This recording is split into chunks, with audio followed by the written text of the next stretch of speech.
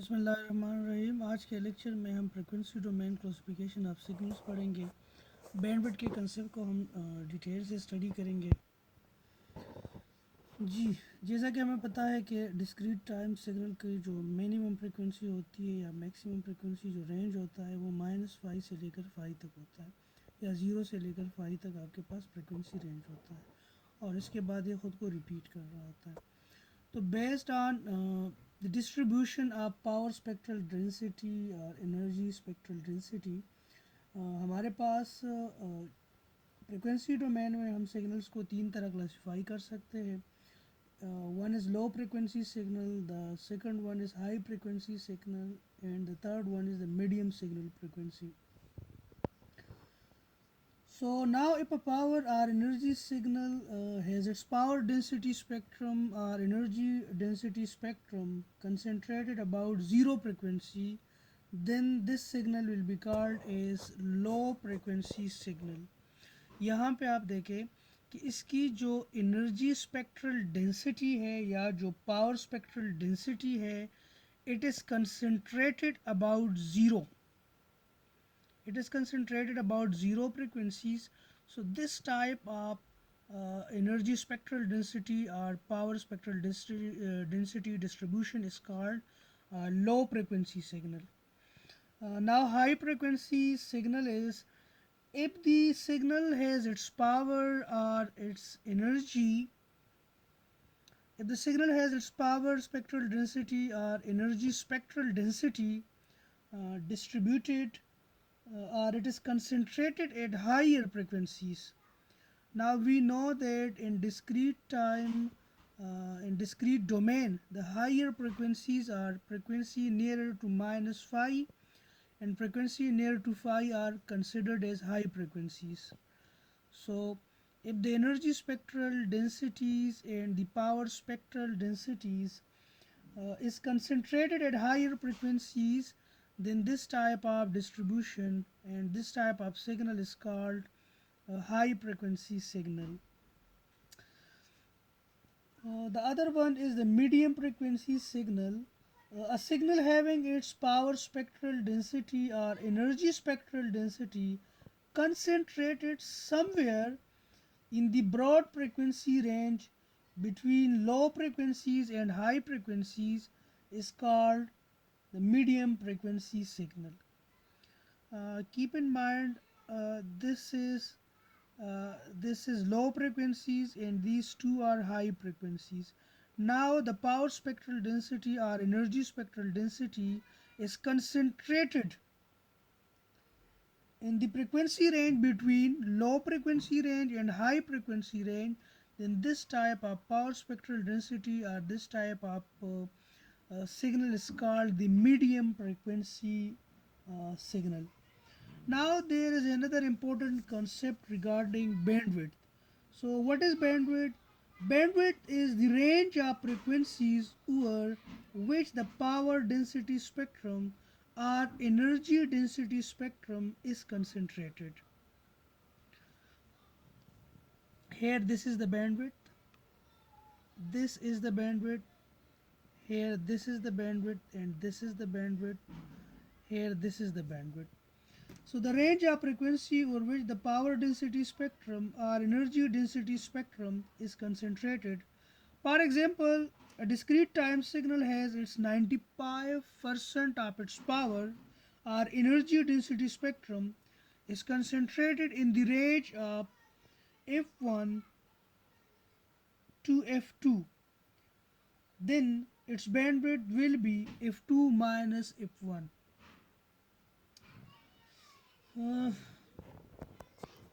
So now let's come to the band pass signals. Band pass signals may be narrow band signals, it may be wide band signals. आपके पास narrow band signals, आपके पास वो signals होते हैं कि अगर आपका जो बैंडविड्थ है f2 minus f1, it is smaller than, if the bandwidth of a signal is smaller than the median of the two frequencies, that is f2 plus f1 divided by 2. If the bandwidth in f2 minus f1 is very smaller than if 2 plus if 1 divided by 2, then this signal will be termed as a narrow band signal. Otherwise, this will be termed as wide band signal. एक और important concept है regarding band limited signal. आपके पास वो signal जिनका bandwidth जो है वो किसी रेंज के बाहर ज़ीरो हो जाता है. Let's suppose a discrete time signal is said to be band limited if its energy spectral density or power spectral density is zero. Ram, let's suppose this is a band limited signal because if we let's suppose if we denote this point by pi by 2 and this by minus pi by 2, so its energy spectral density or power spectral density is zero outside these two regions, so it is a band limited signal. Now let's come to example 4.242.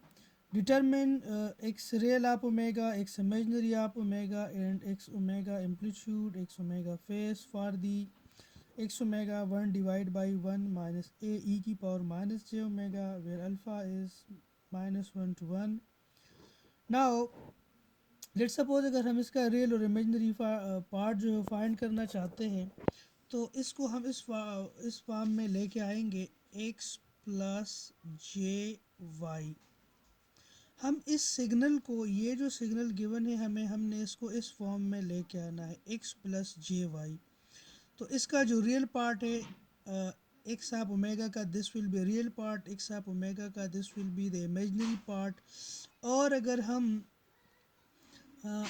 X square plus Y square under the root करते हैं तो this will be the amplitude of X of omega and tangent inverse y over x, it will be the phase of this x omega. So now let's come to the question. सबसे पहले आप लोग जो है इस signal को इस form में लेके आए x प्लस जे वाई. तो आप क्या करें, इसके कम्प्लेक्स कंजुगेट से इसको मल्टीप्लाई भी करें और डिवाइड भी करें. जब आप इसके कम्प्लेक्स कंजुगेट से इसको मल्टीप्लाई करते हैं तो हमारे पास आ जाएगा 1 माइनस ए ई की पावर जे ओमेगा. 1 के साथ मल्टीप्लाई हो गया, ए 1 जो है ए ई की पावर जे ओमेगा के साथ मल्टीप्लाई हो जाएगा. ए ई की पावर माइनस जे ओमेगा इसके साथ 1 के साथ मल्टीप्लाई हो जाएगा. ए ई की पावर माइनस जे ओमेगा और ए ई की पावर जे ओमेगा, तो माइनस माइनस प्लस हो जाएगा, ए के साथ मल्टीप्लाई हो जाएगा, ए स्क्वायर हो जाएगा. ई की पावर माइनस जे ओमेगा, ई की power J omega. Now 1 minus A, E की पावर जे ओमेगा को मैं लिख सकता हूँ कॉस ओमेगा प्लस जे साइन ओमेगा. नाउ 1 इससे ए कॉमन ले लिया तो ई की power J omega plus E की पावर माइनस जे ओमेगा हो गया. ई की power J omega dot E की पावर माइनस जे ओमेगा, इसके पावर ऐड होंगे तो ई की पावर 0 बन जाएगा. This will be equal to 1. So a square अपनी जगह पे आ जाएगा. जी इसको मैं लिख सकता हूँ 1 minus A cos omega minus A J sine omega. 1 minus से 2 मल्टीप्लाई भी करे, डिवाइड भी करे तो 2 A E J omega E minus J omega by 2 plus A square. This is equal to cos omega. So 1 minus A cos omega minus J A sine omega divide by 1 minus 2 A cos omega plus A square. So now इसको मैं लिख सकता हूँ 1 minus A cos omega divide by 1 minus 2 A cos omega plus alpha square minus J A sine omega 1 minus 2 A cos omega plus A square. So this is x of real, this is x of imaginary. Now we have to find the amplitude of the x of omega. So ये आपके पास x of omega, x of real का square ले ले, x of imaginary का square आप ले ले. x of real आपके पास है 1 minus A cos omega divide by 1 minus 2 A cos omega plus A square. अब आप इसका स्क्वायर ले ले, ए sine omega 1 minus 2 A cos omega plus A square का आप इसका स्क्वायर ले लें. इसको सिंप्लीफाई करें तो ये बन जाएगा 1 plus A square cos square omega minus 2a cos omega A square sine omega square, और इसका एलसीएम आ जाएगा 1 minus 2a cos omega plus ए स्क्वायर होल स्क्वायर। ठीक है, इसको आप मज़ीद सिंप्लीफाई करें, यहाँ पे देखें A square cos omega square cos square omega plus A square sine square omega, इससे ए स्क्वायर आपने कॉमन ले लिया तो आपके पास 1 प्लस ए square cos square omega plus sine square omega minus 2a cos omega, ये आपके पास 1 के बराबर है। Sine square plus omega sine square plus cos square is equal to 1, तो इसको आप लिख सकते हैं 1 minus 2a cos omega plus ए स्क्वायर, ये जो है इस स्क्वायर के साथ कैंसिल हो जाएगा, तो आपके पास जो आंसर आ जाएगा एक्स आप ओमेगा का जो एम्पलीट्यूड है वो बराबर है 1 divide by 1 minus 2a cos omega plus A square, और इसका जो फेज़ है that is equal to minus tangent inverse of this part divide by this part, तो आपके पास ये इसका क्या आ गया, फेज़ आ गया। अब इन्होंने डिफरेंट ए और ओमेगा की वैल्यू के लिए इसको प्लॉट किया है। ठीक है, तो इसको प्लॉट जो है वो बुक से आप देख लें। So now let's come toward the Fourier transform theorems and properties. Number first property is linearity. If x1 of n is the Fourier transform pair of x1 of omega and x2 of n is the Fourier transform pair of x2 of omega, then a1 x1 of n plus a2 x2 of n will be the Fourier transform pair of a1 x1 of omega plus a2 x2 of omega. ठीक है, this is called linearity, कि आपका जो Fourier transform होगा वो linear होगा, मतलब x1 का अगर फोरियर ट्रांसफॉर्म पेयर x1 है, x1 आप ओमेगा है, x2 आप इनका x2 आप ओमेगा है, तो इनपुट पे अगर आप इन दोनों को ऐड करें तो आउटपुट पे इन दोनों के फोरियर ट्रांसफॉर्म जो है वो ऐड होंगे। अगर आप वो इनपुट पे स्केल कर देते हैं तो आउटपुट पे उसी हिसाब से स्केल होगा। ठीक है जी, एग्जांपल्स को आप देखें कि x of n is equal to a n, तो आप लोग जो है एक्स आप ओमेगा फाइंड करें। यहाँ पे आप देखें कि एक्स आप एन को हम लिख सकते हैं x one of N, x two of N. X one को हम डिफ़ाइन करते हैं ए आप एन पॉजिटिव, और एक्स टू आप एन को हम कहते हैं ए आप माइनस एन। ठीक है, सो क्योंकि यहाँ पे देखें इन जो है दिस विल बी, ये इन जो है पॉजिटिव भी हो सकता है, नेगेटिव भी हो सकता है। ठीक है, सो सबसे पहले एक्स वन आप इनका फोरियर ट्रांसफॉर्म आप निकालें, और फिर एक्स टू आप इनका निकालें, इन दोनों को ऐड करें तो आपके पास एक्स एन का फोरियर ट्रांसफॉर्म निकल आएगा। ठीक है, सो एक्स वन का फोरियर ट्रांसफॉर्म है एक्स वन आप ओमेगा, इनका रेंज जो है minus infinity to infinity x of n e की पावर माइनस जे ओमेगा एन। अब एक्स वन आप एन जो है दिस इज़ ए आप एन, और इसका रेंज है 0 से इन्फिनिटी तक ई की पावर माइनस जे ओमेगा एन। इसको मैं लिख सकता हूँ इन 0 टू इन्फिनिटी ए ई की पावर माइनस जे ओमेगा की power N. So now this summation is geometric series, तो इसको मैं लिख सकता हूँ for A is less than 1 1 divide by 1 minus A E की पावर माइनस जे ओमेगा। ठीक है, ये एक्स वन ऑफ ओमेगा का हमारे पास फोरियर ट्रांसफॉर्म आ गया। Now X two of omega is equal to X two of n ई की power minus J omega n. X two of n is equal to what, this is X two of n, X two of n is A की power minus n, और इसका range जो है minus infinity से minus one तक है। इसका range 0 से इन्फिनिटी तक था, इसका माइनस इन्फिनिटी से माइनस वन है। तो यहाँ पे आप देखें कि इसका रेंज क्या है, माइनस इन्फिनिटी से माइनस वन तक है। इसको मैं लिख सकता हूँ ए ई की पावर जे ओमेगा की पावर माइनस एन। जब अब मैं पुट कर रहा हूँ माइनस एन की जगह एल पुट कर रहा हूँ, तो यहाँ पे क्या हो जाएगा, L is equal to 1 to infinity A E की पावर जे ओमेगा एल। ठीक है, अब यहाँ पे आप देखें इसको अगर मैं एक्सपेंड करूँ तो ए ई की power J omega plus a E की पावर जे ओमेगा स्क्वायर, यानी एल की वैल्यू पहले 1, एल की वैल्यू 2, फिर एल की वैल्यू 3, एल की वैल्यू 4, अप टू एल की वैल्यू एल। तो अगर ए ई की पावर जे ओमेगा मैं इससे कॉमन ले लेता हूँ तो ये 1 plus a E J omega plus a E J omega square up to so on. तो अब ये मेरे पास एक ज्योमेट्रिक सीरीज़ है जिसका सम क्या है, ए ई की पावर जे ओमेगा अपनी जगह पे आ गया 1 divide by 1 minus A E की पावर जे ओमेगा।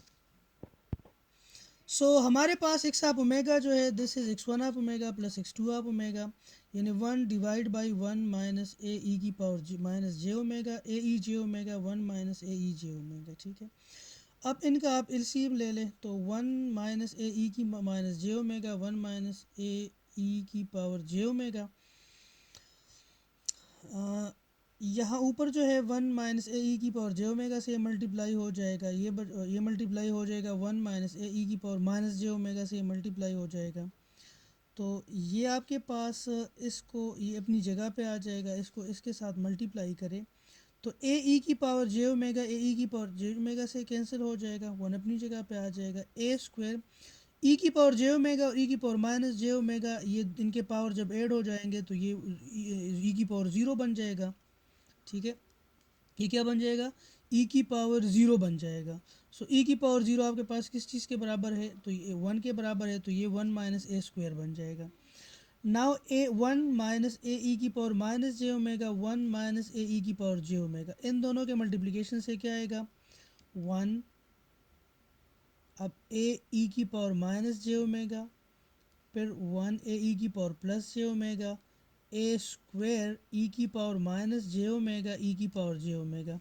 अगेन यहाँ पे आप देखें ई की power minus J omega and ई की पावर जे ओमेगा, इनके पावर जब ऐड हो जाएंगे तो ई की पावर ज़ीरो हो जाएगा एंड ई की power zero is equal to one. तो ए स्क्वायर अपनी जगह पे आ जाएगा, वन अपनी जगह पे आ जाएगा।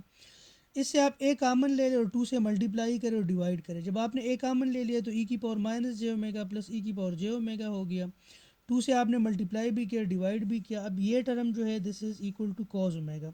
सो आपके पास one minus A square, one minus two A cos omega plus A square, ये आपके पास क्या आ गया, इनका फोरियर ट्रांसफॉर्म आ गया। इसकी जो दूसरी प्रॉपर्टी है this is called time shifting. यानी if X of n is the Fourier transform pair of X of omega, तो अगर टाइम डोमेन में आप क्या कर रहे हैं, इसको के यूनिट शिफ्ट दे रहे हैं, तो फ्रिक्वेंसी डोमेन में आप क्या कर रहे हैं, ई की पावर माइनस जे ओमेगा के साथ आप इसको मल्टीप्लाई कर रहे हैं। यानी from mathematical point of view we can say shifting by K in the time domain is equal to multiplying the spectrum by E की पावर माइनस जे ओमेगा के। यानी टाइम डोमेन में आप शिफ्ट दे रहे हैं, लेकिन फ्रिक्वेंसी डोमेन में आप पूरे स्पेक्ट्रम को शिफ्ट कर रहे हैं या पूरे स्पेक्ट्रम को मल्टीप्लाई कर रहे हैं ई की पावर माइनस जे ओमेगा के साथ। अब इसको प्रूव करने की कोशिश करें। ठीक है, ये प्रूव करना वैसे लाजमी नहीं है, आप लोग अपनी अंडरस्टैंडिंग के लिए इसको देख सकते हैं। एक्स आप ओमेगा जो है, एक्स आप इन का जो फोरियर ट्रांसफॉर्म है वो क्या है, x of omega n minus infinity to infinity x of n ई की power minus J omega n. Now put x of n की जगह आप क्या पुट करें, एक्स आप इन माइनस के पुट करें, तो इसका एक्स आप ओमेगा क्या बन जाएगा, एक्स आप इन माइनस के ई की power minus J omega n. Now this is in minus के, तो इन माइनस के की जगह एल पुट कर ले, यानी इन की जगह एल प्लस के पुट करें, तो एक्स आप ओमेगा क्या बन जाएगा, l minus infinity to infinity x of l, n minus k की जगह आपने एल पुट किया और इन की जगह आपने क्या पुट किया, एल प्लस के। तो ये हो जाएगा x of omega L minus infinity से लेकर इन्फिनिटी तक एक्स आप एल ई की पावर, इसको मैं लिख सकता हूँ ई की पावर माइनस जे ओमेगा एल प्लस के को मैं अगर स्प्लिट कर दूँ तो मैं इसको लिख सकता हूँ ई की पावर माइनस जे ओमेगा एल डॉट ई की पावर माइनस जे ओमेगा के। So actually this is what, this is the Fourier transform of what, this is x of omega. So this is what, this is x of omega. So x of n minus के का Fourier transform फिर क्या बन जाएगा, x of omega into ई की power minus जे omega के। ठीक है, जिस चीज़ को मैं प्रूव कर रहा हूँ उस पर मैं क्वेश्चन नहीं करूँगा और जिस पे मैं क्वेश्चन करूँगा, अब इसको मैंने प्रूव कर दिया, वैसे इस पर आप खुद क्वेश्चन कर सकते हैं। ठीक है, इसको मैं स्किप कर रहा हूँ कि इस पर एक कोई एग्जांपल किया जाए। इसके बाद कन्वोल्यूशन थ्योरम है। ये नहीं, अगर आपके पास एक्स वन आप एन जो है this is the Fourier transform pair of x one of omega and x two of n is the Fourier transform of x two of omega.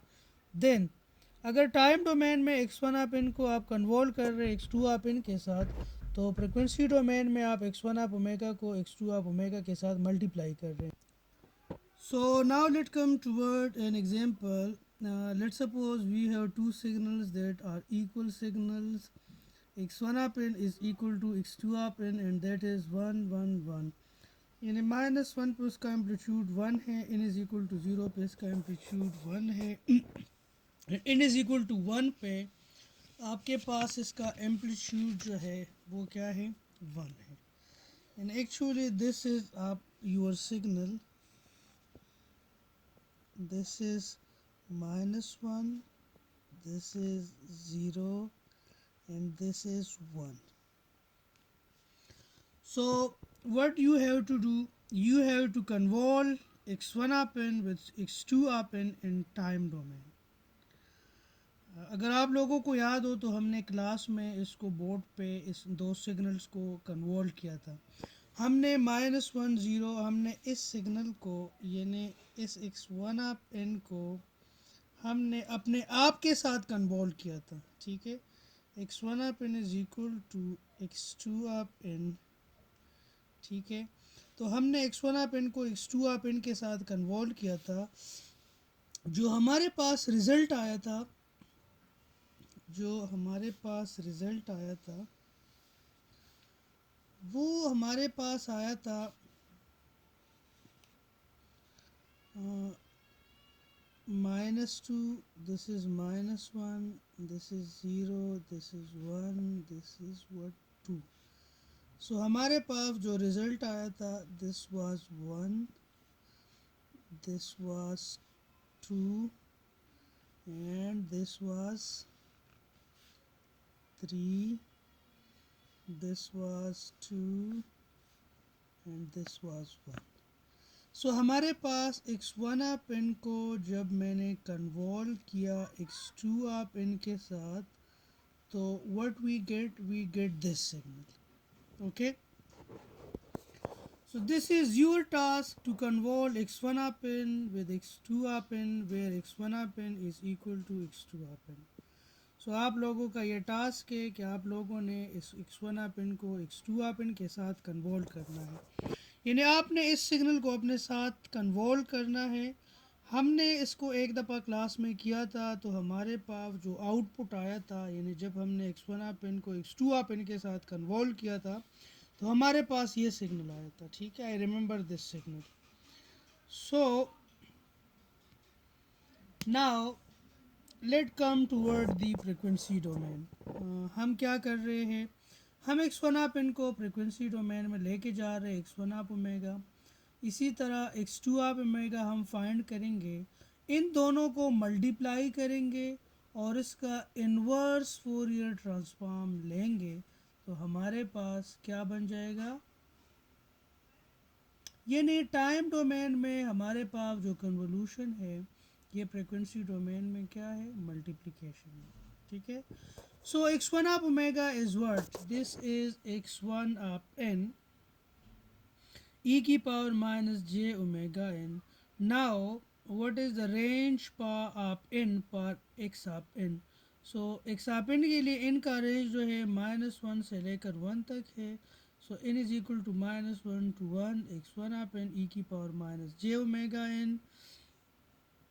So n is equal to -1 के लिए x of -1, यहाँ पे -1 put करेंगे n की जगह, तो e की power J omega आ जाएगा.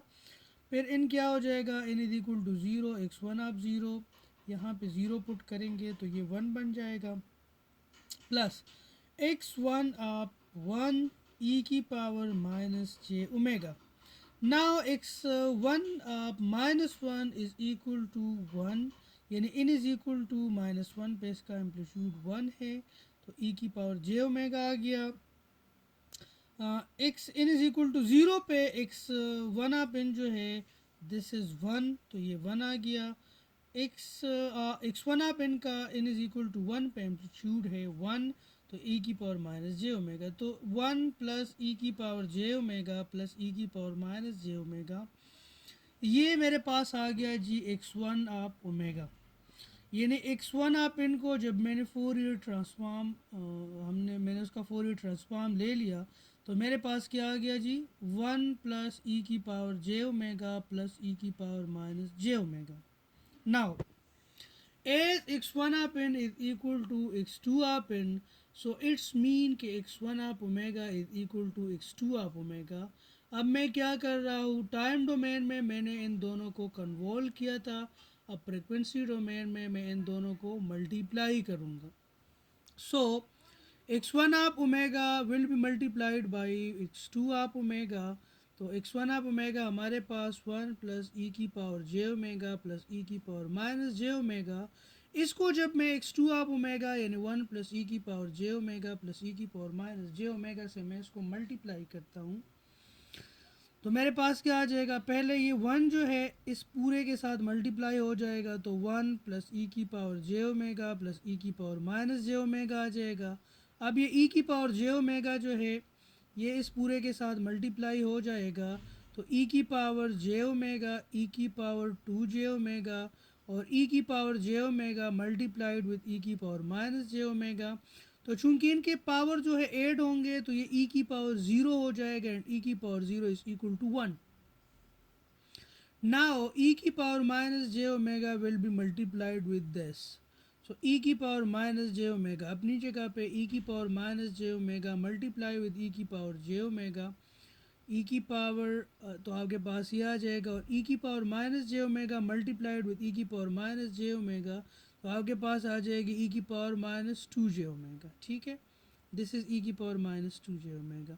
सो वन अपनी जगह पे आ जाएगा, ये टू ई की power J omega two E की पावर माइनस जे ओमेगा ई की पावर जे ओमेगा ई की power minus two J omega plus to.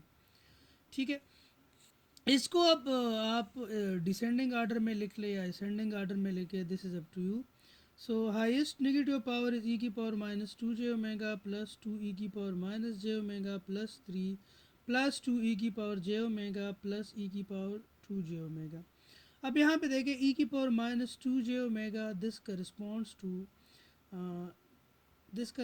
to n is equal to minus 2, this corresponds to n is equal to minus 1, this corresponds to n is equal to 0, this corresponds to n is equal to 1, this corresponds to n is equal to 2। ठीक है,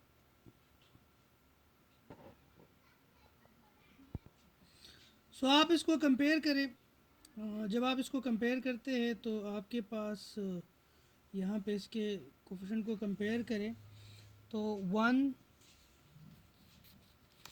यहाँ पे आप देखें आपके पास one two three two and one, तो x1 और x2 ओमेगा को जब आप मल्टीप्लाई करते हैं तो आपके पास ये आ जाएगा, और x1 आप इनको जब आप x2 आप इनके साथ कन्वॉल्व करते हैं तो भी आपके पास ये आ गया। तो इसका मतलब है कि x1 आप इन with when convolved with x2 up in time domain, this is equal to multiplication of x1 up omega and x2 up omega। ठीक है, जिस तरह z डोमेन में हमने किया था, हमने ये भी देखा था कि z ट्रांसफॉर्म और Fourier transform they become equal पर z is equal to one. Okay, so the correlation theorem is if x1 up n is the Fourier transform of x1 up omega and x2 up n is the Fourier transform pair of x2 up omega, then the correlation function will be the Fourier transform of energy spectral density। Correlation autocorrelation function will be the Fourier transform of energy spectral density। It's mean that this is the energy spectral density and autocorrelation of a sequence, and Fourier they are Fourier transform pairs। This is very important result. It means that the autocorrelation sequence of a signal and its energy spectral density contain the same information about the signal। The autocorrelation function and the energy spectral density contains what? It contains the same information about the signal.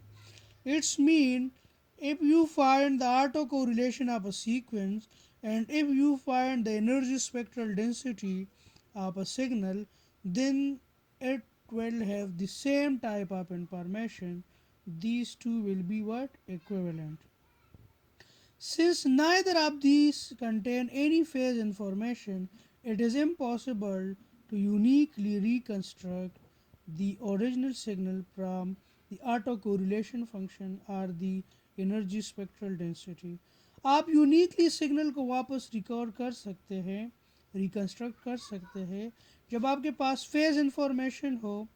ठीक है, but if you do not have any phase information then it is not possible to uniquely reconstruct the signal from the energy spectral density or autocorrelation function। ठीक है, सो इस relation को हम Wiener theorem भी बोलते हैं। ठीक है, कि energy spectral density is the Fourier transform pair of the autocorrelation function। यहाँ पे आप देखें इस डायग्राम में आप लोगों को ग्राफिकल रिप्रेजेंटेशन ऑफ कन्वोल्यूशन बताया गया है। इससे पहले हमने कन्वोल्यूशन पढ़ा था। एग्जैक्टली ये जो आपके पास कोरिलेशन थ्योरम से पहले हमने कन्वोल्यूशन थ्योरम पढ़ा था। तो कन्वोल्यूशन थ्योरम में हम लोगों ने ये पढ़ा था कि टाइम डोमेन में actually convolution is equal to the multiplication in the frequency domain. तो आपने देखा ये आपके पास x1 आप एन सिग्नल था, ये आपके पास x2 आप एन सिग्नल था।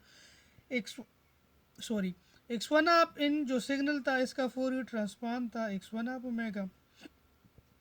आपके पास जो x2 आप इन सिग्नल था इसका फोरियर ट्रांसफॉर्म था x2 आप ओमेगा। तो आपने क्या किया, x1 आप इन और x2 आप इन को कन्वोल्व किया। This operation is actually convolution. तो जब आपने इसको कन्वोल्व किया तो आपके पास ये रिज़ल्ट आया था कि -2 पे 1 है, -1 पे 1 है, -1 पे 2 है, 0 पे 3 है, 1 पे 2 है, 2 पे 1 है। आपके पास इन दोनों को कन्वोल्व करने से रिज़ल्ट ये आया था। आप दोनों के पास इन दोनों का क्या है, मल्टीप्लिकेशन है, यानी x1 आप ओमेगा और x2 आप ओमेगा को जब आपने मल्टीप्लाई किया तो आपके पास ये रिज़ल्ट आ गया।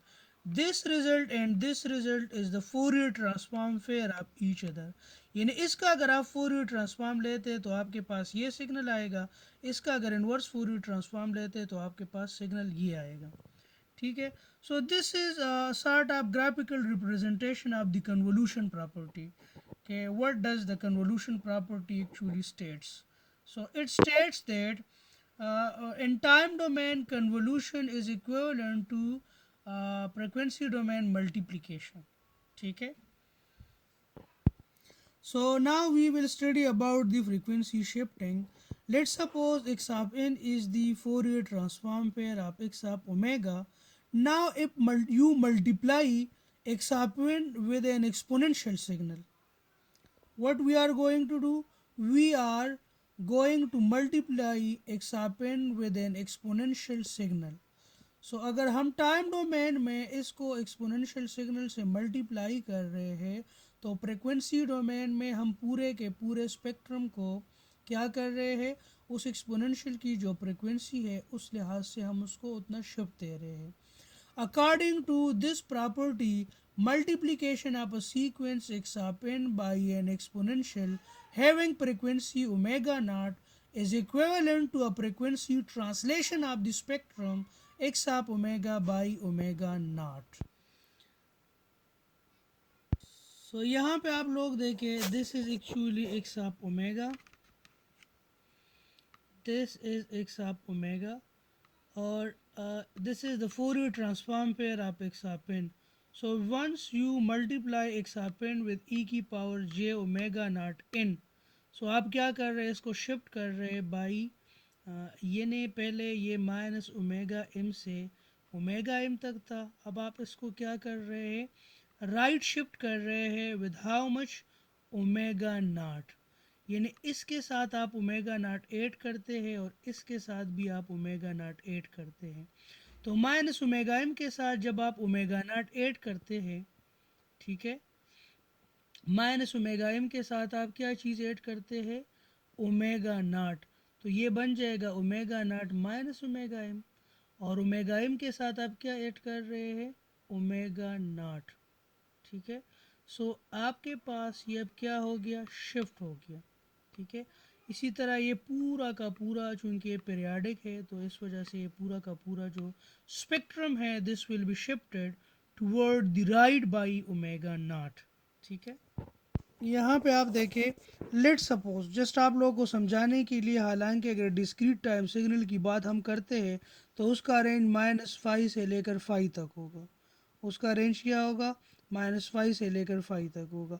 लेट सपोज मेरे पास एक सिग्नल है एक्स आप ओमेगा और उसकी फ्रिक्वेंसी जो रेंज है -2 से लेकर 2 तक है, और उसको अगर टाइम डोमेन में मैं एक एक्सपोनेंशियल ई की पावर j3n के साथ मल्टीप्लाई कर रहा हूँ, मैं इसको किस चीज़ के साथ मल्टीप्लाई कर रहा हूँ, ई की पावर j3n के साथ मैं इसको मल्टीप्लाई कर रहा हूँ, तो मैं फ्रिक्वेंसी डोमेन में इस पूरे स्पेक्ट्रम को 3 यूनिट का शिफ्ट देता हूँ।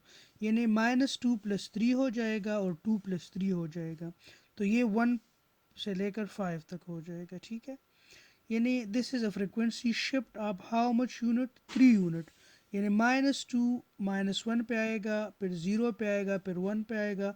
सो -2 is shifted toward the right by 3 unit and 2 is also shifted toward the right by how much unit, 3 unit, ठीक है। So this is frequency shifting. यानी if you are going to multiply an exponential frequency omega naught in the time domain, so actually you are doing shifting in the frequency domain। और अगर आप time domain में किसी signal को delay कर रहे हैं तो फ्रिक्वेंसी डोमेन में आप क्या कर रहे हैं, उसको उसके पूरे स्पेक्ट्रम को एक एक्सपोनेंशियल के साथ मल्टीप्लाई। यहाँ पे आप देखें टाइम शिफ्टिंग में क्या है कि if you are going to shift the signal in the time domain by K unit, so actually you are multiplying एक exponential of frequency omega naught in the frequency domain. Yani we can say shifting by k in the time domain is equivalent to multiplying the spectrum by e की power minus j omega k। And here frequency shifting में आप लोग क्या कर रहे हैं कि आप टाइम डोमेन में सिग्नल को एक एक्सपोनेंशियल के साथ मल्टीप्लाई कर रहे हैं, तो फ्रिक्वेंसी डोमेन में क्या हो रहा है, वो it is shifted the whole spectrum by omega naught, ठीक है। So in modulation theorem, if x of n is what is the Fourier transform of x of omega, तो अगर आप x of n को cos ओमेगा नॉट n से multiply कर रहे हैं तो एक्चुअली आप क्या कर रहे हैं, इसके स्पेक्ट्रम को दोनों साइड पे आप शिफ्ट देते हैं, ओमेगा प्लस ओमेगा नॉट हो जाएगा और x of omega minus omega not हो जाएगा, ठीक है। यहाँ पे आप देखें कॉज ओमेगा नॉट एन को मैं लिख सकता हूँ 1/2 ई की power J omega naught T plus A की power minus J omega naught N divide by 2। तो 1/2 एक्स आप एन क्या हो जाएगा, यानी एक्स आप एन जब इसके साथ मल्टीप्लाई होगा तो आपके पास क्या हो जाएगा, 1/एक्स आप ओमेगा प्लस ओमेगा नॉट हो जाएगा। और ये जब इसके साथ मल्टीप्लाई हो जाएगा तो क्या बन जाएगा, 1/2 x of n omega minus omega naught. तो जब कोज इन इसके साथ मल्टीप्लाई हो जाएगा तो क्या करेगा, एक तो ये ओमेगा को प्लस ओमेगा नॉट का शिफ्ट देगा और एक ओमेगा को माइनस ओमेगा नॉट का शिफ्ट देगा, ठीक है। This is actually a graphical representation of the modulation property. This is your x of omega, okay, this is your x of omega, this is your y of omega, and actually this is your cos omega. This is the Fourier transform of the cos omega n. So when actually you multiply x happen with with cos of omega n, so आपके पास इसका जो पूरा spectrum है वो shift हो जाएगा। यहाँ पे आप देखें ये पाई जो है इसको शिफ्ट कर देगा, ठीक है। ये एक्स आप ओमेगा है तो ये ज़ीरो को पाई पे लेके आएगा, ज़ीरो को यहाँ पे 0 पे 1 है तो अब इसको ये 5 यूनिट शिफ्ट दे देगा क्योंकि इसकी फ्रिक्वेंसी 5 है, ठीक है, इसका अपना वन 5 है। तो ये 0 को 5 यूनिट शिफ्ट दे देगा और सिमिलरली इस सिग्नल को इस सिग्नल को 5 यूनिट लेफ़्ट शिफ्ट देगा, इस सिग्नल को 5 यूनिट राइट शिफ्ट देगा। तो ये बन जाएगा, इसको जब 5 यूनिट इस साइड पे शिफ्ट करेगा तो ये 5/2 से लेकर 3/2 तक हो जाएगा। और ये ने एक्चुअली ये लो फ्रिक्वेंसी को मॉड्यूलेट कर रहा है एक हाई फ्रिक्वेंसी पे, ठीक है। So this is the graphical representation of the modulation theorem. This is the properties of the Fourier transform for discrete time, in linearity property, time shifting, time reversal, convolution, correlation, frequency shifting, modulation। यहाँ तक तो हमने इस चीज़ को देख लिया, ठीक है। बाकी ये जो मल्टीप्लिकेशन है, differentiation in the frequency domain है, कंजुगेशन है, पार्शियल थ्योरम है, इसको आप लोग खुद थोड़ा स्टडी कर लीजिए, ठीक है। इसको प्रूव करने की ज़रूरत नहीं है, बस इसको समझिए कि इस प्रॉपर्टी की स्टेटमेंट क्या है। जैसे मैंने आप लोगों को बताया कि अगर टाइम डोमेन में आप किसी सिग्नल को एक्सपोनेंशियल के साथ मल्टीप्लाई कर रहे हैं तो एक्चुअली फ्रिक्वेंसी डोमेन में आप क्या कर रहे हैं, उसको उस एक्सपोनेंशियल के की जो फ्रिक्वेंसी है उस फ्रिक्वेंसी में इसके साथ आप पूरे स्पेक्ट्रम को शिफ्ट कर रहे हैं। तो इस तरह आप डिफ्रेंशिएशन जो है और कंजुगेशन जो है या पार्शियल थ्योरम जो है इसको भी इस तरह समझने की कोशिश करें, ठीक है। और ये टेबल जो है इसको याद रखने की ज़रूरत नहीं है, आप लोगों को ये एग्ज़ाम में गिवन होगा ये टेबल, ठीक है। बस आप लोगों को इसका यूज़ करना आता हो और इसका मतलब क्या है, ठीक है, इसकी स्टेटमेंट्स आप लोगों को पता होना चाहिए, ठीक है, कौन सी प्रॉपर्टी क्या होगा, ठीक है। ऐसे कोई प्रूव करने की ज़रूरत नहीं है। ये आपके पास कुछ इंपॉर्टेंट सिग्नल है, ये उसका फोरियर ट्रांसफॉर्म पेयर है। ये आपके पास एक यूनिट इम्पल्स है, तो यूनिट इम्पल्स आपके पास, ये आपके पास क्या है, ये टाइम डोमेन में सिग्नल है, ये उसका फोरियर ट्रांसफॉर्म पेयर है। तो टाइम डोमेन में अगर आपके पास एक डीसी सिग्नल है, इसको आप देखें, this is a DC signal, ठीक है, उसकी फ्रिक्वेंसी तो sorry this is not a DC signal, ये आपके पास एक यूनिट इम्पल्स है। डीसी सिग्नल आपके पास यूँ होती है, ठीक है। ये आपके पास एक यूनिट इम्पल्स है, तो इस यूनिट इम्पल्स का जो फ्रिक्वेंसी स्पेक्ट्रम होगा वो -5 से लेकर 5 तक उसको फ्लैट होगा, 1 होगा, ठीक है। ये आपके पास एक सिग्नल है, ठीक है। इसको आप एक स्क्वायर वेव कह सकते हैं, ठीक है। ये जो सिग्नल है इसका एक पल्स है, रेक्टेंगल पल्स है। इसका फोरियर ट्रांसफॉर्म जो है एक्चुअली आपके पास एक सिंक फंक्शन है। और कीप इन माइंड कि अगर आपके पास एक सिंक फंक्शन हो तो उसका फोरियर ट्रांसफॉर्म आपके पास क्या होगा, एक रेक्टेंगल होगा, ठीक है। सो ये इम्पोर्टेंट कुछ आप लोगों के पास कॉन्सेप्ट्स थे जो कि इस चैप्टर में हमने स्टडी किए। नेक्स्ट लेक्चर में हम एक नया चैप्टर स्टार्ट करेंगे। इस चैप्टर के जो भी एक्सरसाइज क्वेश्चंस है उसमें कुछ मैं सॉल्व करूँगा, कुछ आप लोगों को एज असाइनमेंट मिलेगा। असाइनमेंट आप लोगों को एज सून एज पॉसिबल आप लोगों को अनाउंस किया जाएगा, ठीक है। सो अपना ख्याल रखिएगा और कोशिश करें ज़्यादा बाहर जो है बिला ज़रूरत के आप बाहर ना निकलें। अपना और अपने प्यारों का ख्याल रखिएगा। ज़िंदा रहे इंशाल्लाह। तो मिलेंगे आइस टी के क्लासरूम में। ओके जी, अल्लाह हाफिज़।